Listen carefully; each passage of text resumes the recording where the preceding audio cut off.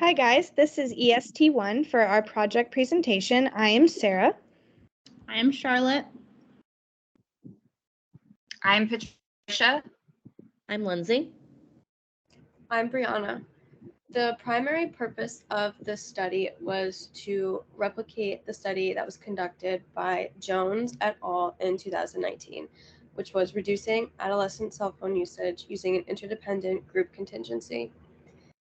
Each of our group members chose a specific study to replicate due to how relevant the study is in our everyday lives as graduate students with how often we use our cell phones.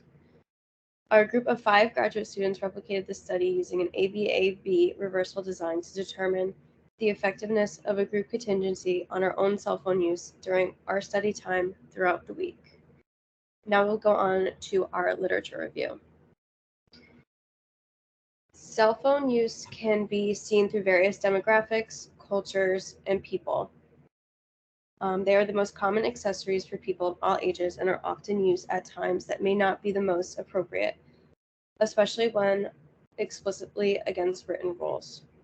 Given its distractive nature, cell phone use can be seen as a very important behavior targeted for decrease, especially when it comes to learning and academic success.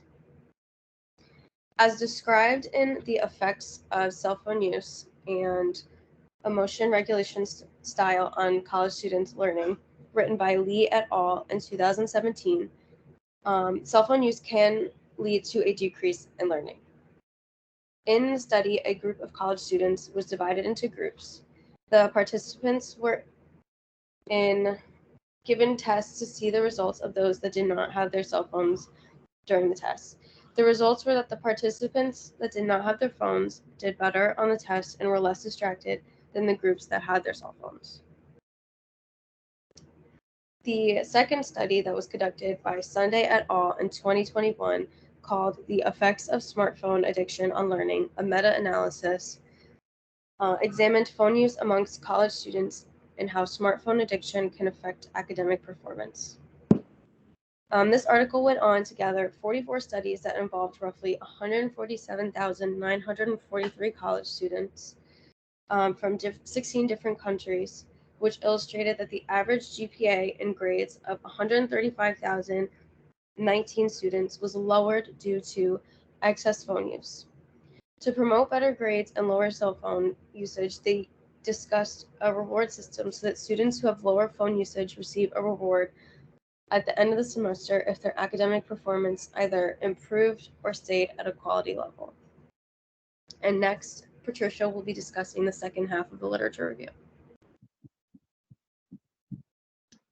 Thank you, Brianna.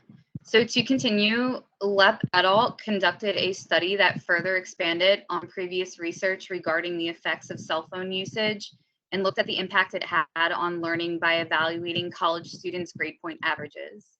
They gave each student a self-reporting survey that asked valuable questions, including frequency/intensity to which each student used of their cell phone.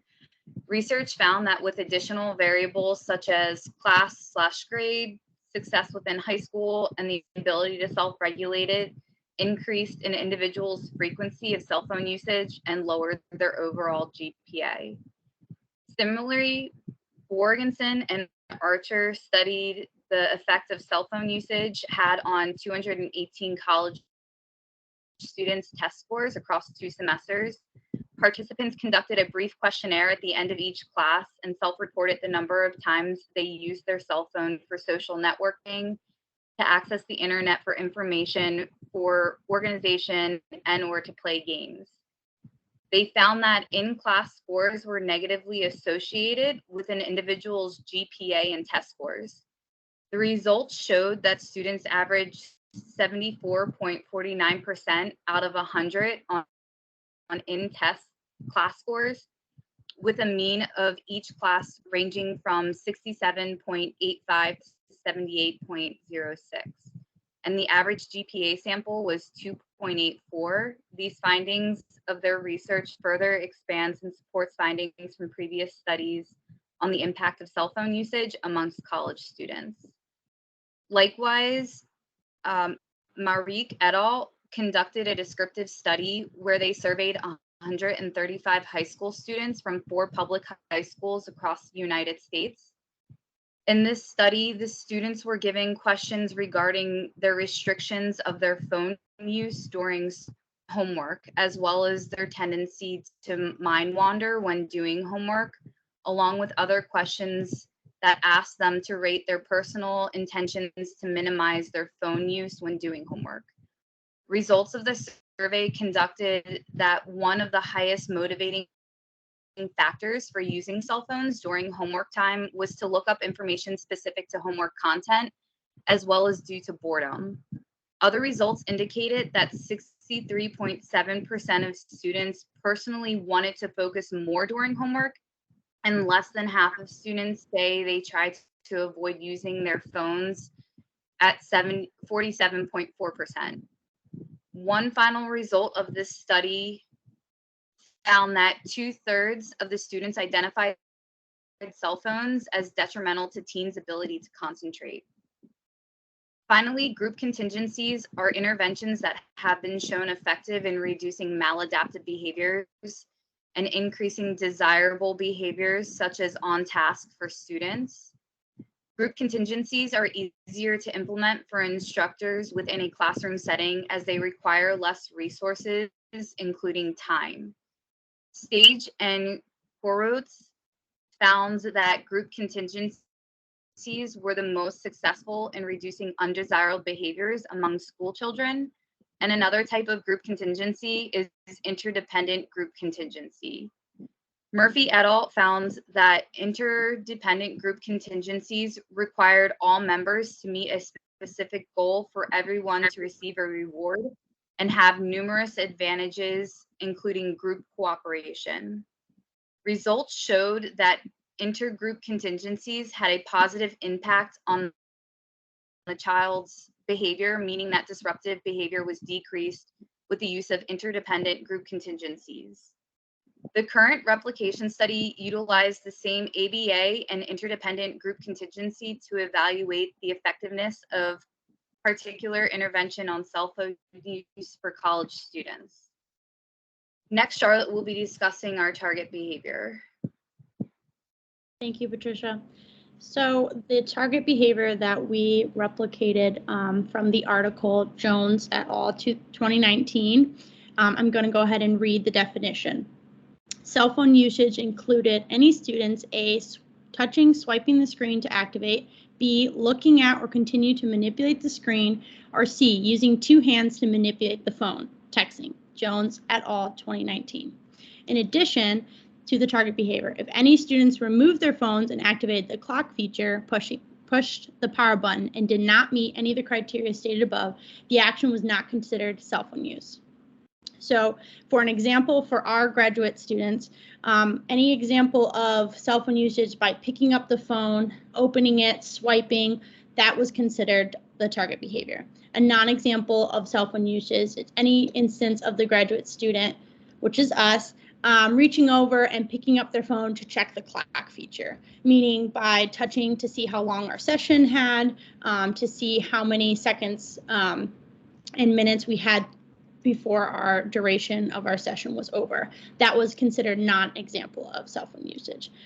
This helped us to determine when someone was using their phone and when someone was not, and this helped us take data. So now I'm going to talk about data for the group project. We used a Google Sheet to make sure that we were all putting in data in real time. As you can see here on the screenshot, the dates are there and the sessions, and then baseline and treatment. And with each baseline and treatment, we took duration. So during our baseline phase, it was the onset of touching our phones, opening it up, to the offset. And we counted how many seconds we were actively using our phones with the target definition. And as you can see, there was 5 sessions. It did not have to be full 5 sessions. We just wanted to make sure that our data was stable in order to move on to the next phase. And then we also took IOA data, which is also here. This helped us make sure that everyone was taking data daily, and also that we were all keeping up with it. This was our data sheet for the whole project. At the bottom, you see all our names. So each person for the group had their own sheet, and we can go ahead and look at each other's sheet and make sure that everyone was taking active data. We also added our percentage for IOAs and made sure our graphs looked correctly. Again, we used the target behavior that was described at Jones et al. 2019, and we made sure that we were defining our examples and our non-examples of our behavior. Now Lindsay is going to talk about our design. Thank you very much, Charlotte. So the first thing I'd like to talk about is our materials, setting, and the participants that were involved in our study. So the participants that we utilized were 5 graduate level students that are currently in the program at Ball State University for their master's in ABA. So we actually were all 5 female students. Our ages range from 22 to 32 years of age, and we live in various places throughout the United States.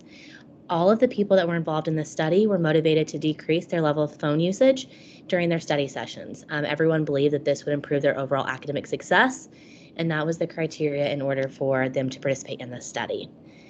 Each person that engaged in the study was required to have the same materials. Everybody was required to have their individual phone, which this is what we tracked on how often they were using it. They also either used a notepad and then transferred the data into that data collection system that Charlotte just discussed, or data was put directly in that data system. It just depended on what was easier for each participant.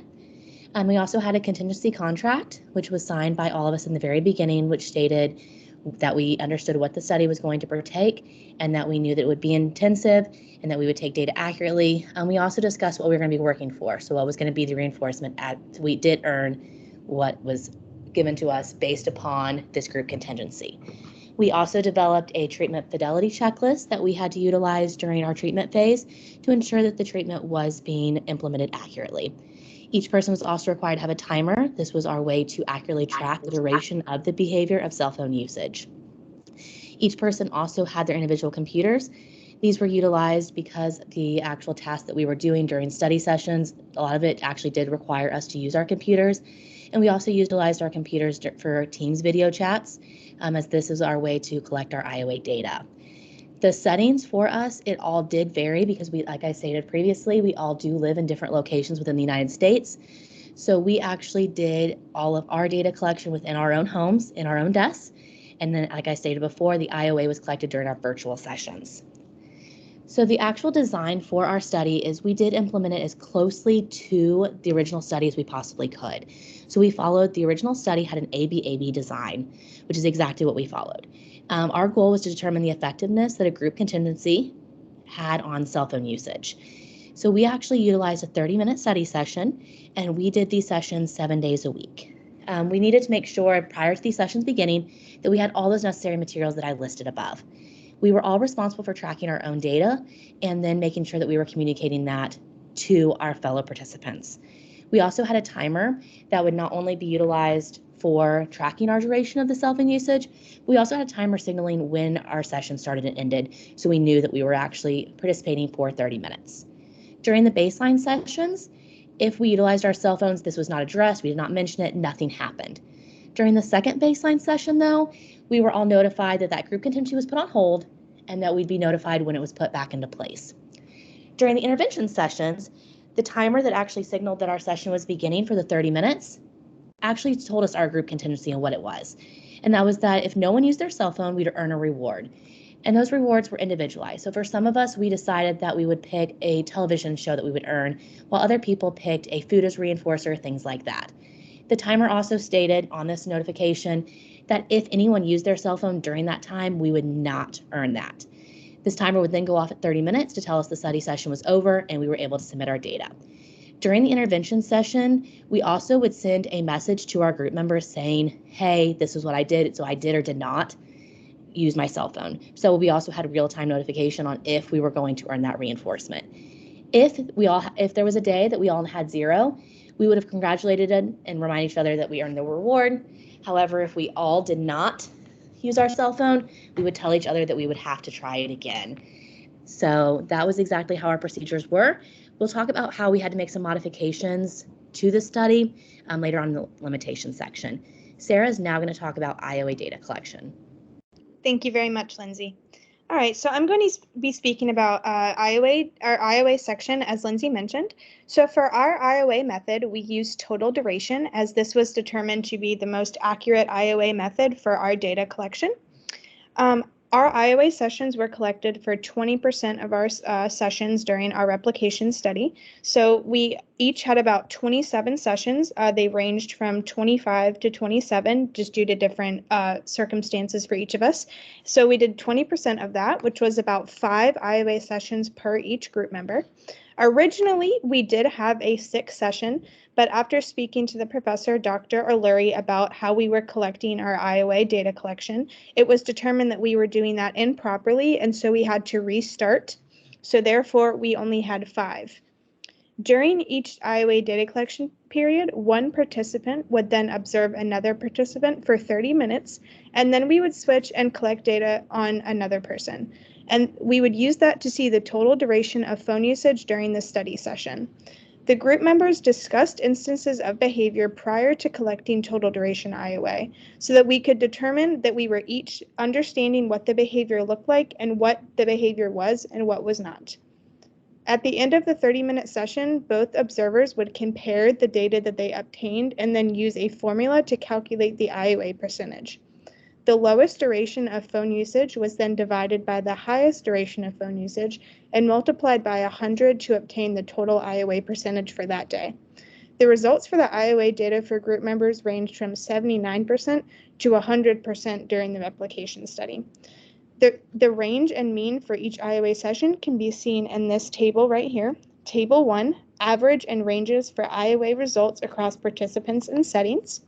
We have each of our names listed here with each of our IOA ranges and averages. And as you can see, none of us had IOA data collection for the first baseline session. As mentioned above, we did have to restart IOA due to improper data collection method, which had some of us start in the first group contingency, and some of us did not start during the first group contingency, as you can see.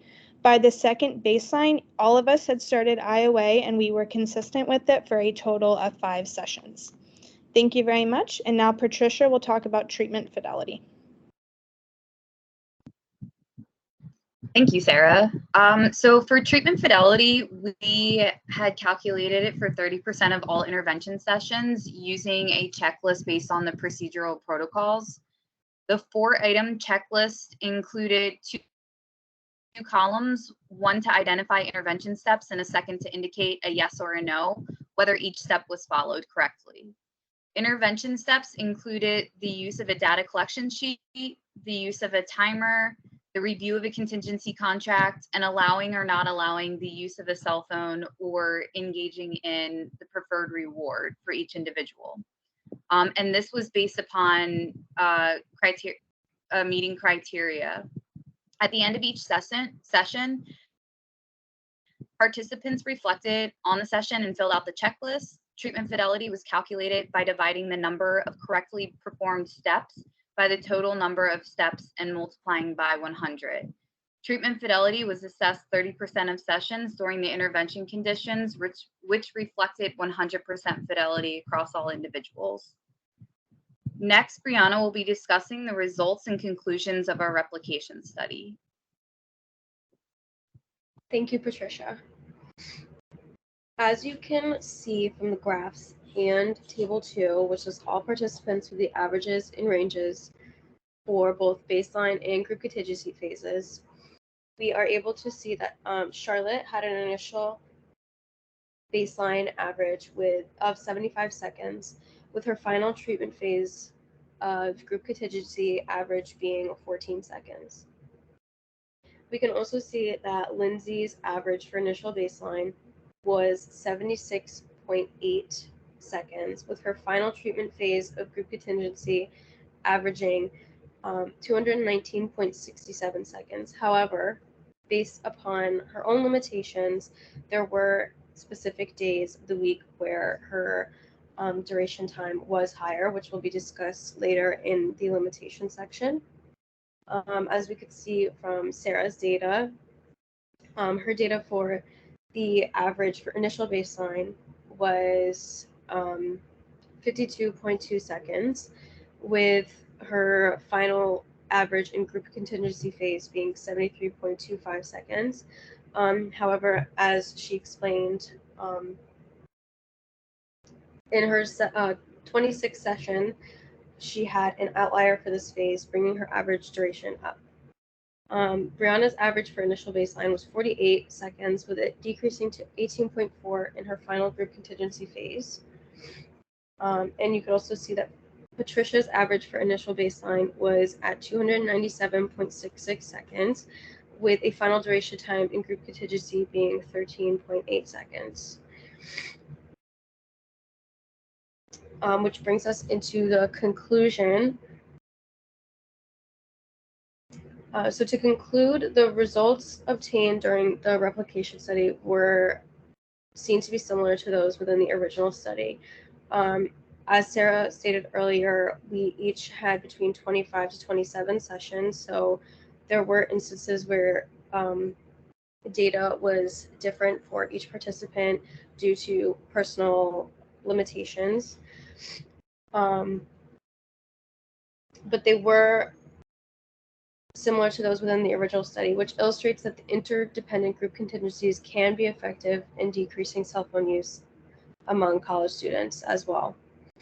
Though there were modifications made to the actual implementation of the intervention, which included the number of data collection days each week, the length of sessions, and activities completed during the session, the study was successfully replicated by the 5 graduate students in this study. Now, Lindsay will be discussing the limitations section. Thank you very much. So during the course of this replication study, we were able to identify numerous limitations that should be considered. The original study was conducted over 90-minute sessions, 3 days a week. However, our sessions were required to be after hours. We are not currently in a school setting that actually has set hours, that we actually have instruction time. So we had to modify ours to a time that was after hours. We all currently are employed in ABA clinics, and so due to HIPAA violations, we would not be able to record our sessions for IOA if they were to occur during our working hours. So therefore, all sessions had to occur in the evenings, and therefore it was not feasible for us to do 90-minute sessions. So we did have to drop ours down to 30 minutes. We were also on a time constraint due to the shortened semester.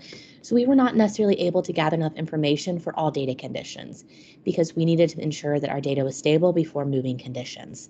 We were required to actually gather data for 7 days a week, while the original study only required it for 3 days a week. This is important to know because knowing that our sessions were 30 minutes and 90 minutes, even small changes in cell phone usage duration could drastically impact our overall results.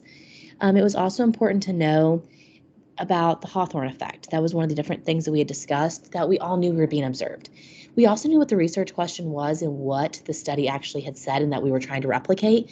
So even though we all consciously did not allow this to influence us, it was still in the back of our minds. And so this is something that needs to be considered. It's also important to know that this was done with college students that were responsible for different things and that life experiences do occur. The actual definition of cell phone usage did not include different life requirements, such as answering emergency phone calls or doctor's appointments, or any of those important things that could have been happening during those hours that needed to be taken in consideration that would not necessarily be appropriate if this would have been able to be conducted within a typical school setting. I personally also had the limitation that I am responsible for caring for my child 1 day a week, and my baby monitor is actually on my cell phone. So therefore, my data was very skewed on 1 day, which then did make my averages very varied. One of our members was not able to collect data on 1 day due to personal unforeseen life events. So these were just different life experiences that did need to be included in our limitations because they did affect our overall results. We want to thank you guys for watching our presentation on this replication study for the Jones article. We look forward to hearing from our fellow classmates, and we're happy to answer any questions that may arise based on any of the information that we presented today. Thank you again.